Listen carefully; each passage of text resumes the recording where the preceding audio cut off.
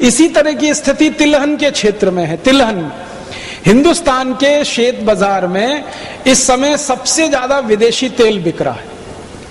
आप सभी जानते हैं कि एक मलेशिया नाम का छोटा सा देश है, उस देश का एक तेल है जिसका नाम है पामोलिन तेल। वो पामोलिन तेल सबसे ज्यादा भारत के बाजार में है, सबसे ज्यादा। 1-2 टन नहीं, लाखों टन में है, करोड़ों टन में है पामोलिन तेल, जो भारत के शेत बाजार में आ गया। अब पामोलिन तेल आके बिकने लगा।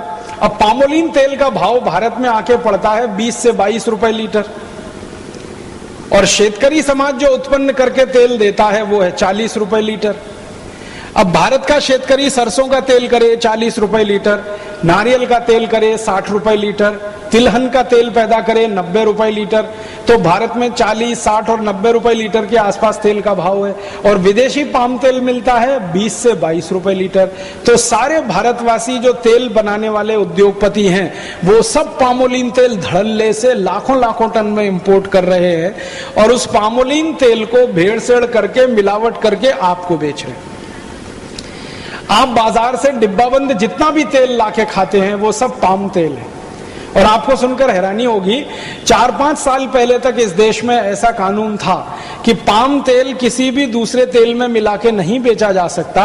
गेट करार और WTO के दबाव में अब कानून ऐसा है कि पाम तेल किसी भी तेल में मिला के बेचा जा सकता है। अब पाम तेल आ गया, वो वेजिटेबल ऑयल के साथ मिला के बेचा जा रहा है।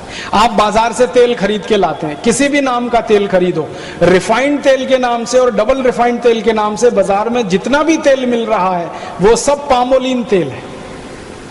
अब पामोलिन तेल हम खा रहे हैं, शेतकरी समाज खा रहा है। क्यों? क्योंकि शेतकरी समाज जो तिलहन पैदा करके बेचता था, शेतकरी समाज जो सरसों का तेल पैदा करके देता था या नारियल का तेल, उसको भाव नहीं है, तो उन्होंने तिलहन पैदा करना कम कर दिया है। तो भारत में तिलहन का क्षेत्रफल भी लगातार घटता चला जा रहा है। दालें पैदा करना कम कर दिया, तिलहन पैदा करना कम कर दिया, तेल का उत्पन्न इस देश में कम हो गया, तो विदेशों से पाम तेल आकर बिकने लगा। अब वो पाम तेल के 2 दुष्परिणाम हैं। एक तो जो शेतकरी नारियल करते थे, जो शेतकरी तिल पैदा करते थे, जो शेतकरी सरसों पैदा करते थे, उनको नुकसान।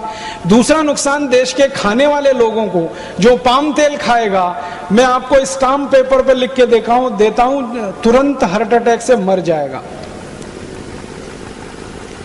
क्योंकि पाम तेल के बारे में सारी दुनिया के जो रिसर्च हुए हैं वो ये बताते हैं, और ये डॉक्टर चौधरी के लिए मैं कहता हूं कि पाम तेल में सबसे ज्यादा ट्रांस फैट्स हैं, सबसे ज्यादा। और ट्रांस फैट्स वो फैट्स हैं जो कभी भी बॉडी में डिसॉल्व नहीं होते, किसी भी टेम्परेचर पर डिसॉल्व नहीं होते।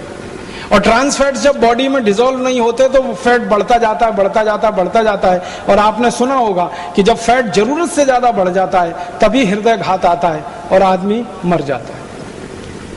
जब फैट जरूरत से ज्यादा बढ़ जाता है तभी ब्रेन हेमरेज होता है और आदमी पैरालिसिस का शिकार हो जाता है।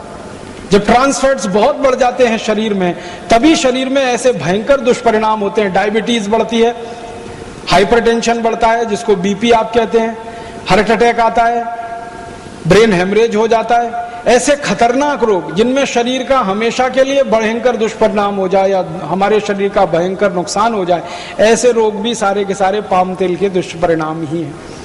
पाम तेल दुनिया में कोई नहीं खाता भारत को छोड़कर। मलेशिया जिस देश से पाम तेल भारत में आता है WTO करार के बाद, वो मलेशिया खुद पाम तेल नहीं खाता।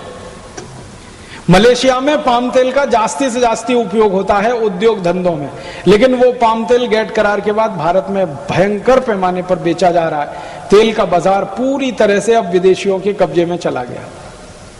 तो एक तरफ अपना शेतकरी नुकसान पाता है, दूसरी तरफ लोगों को भी तकलीफ आती है।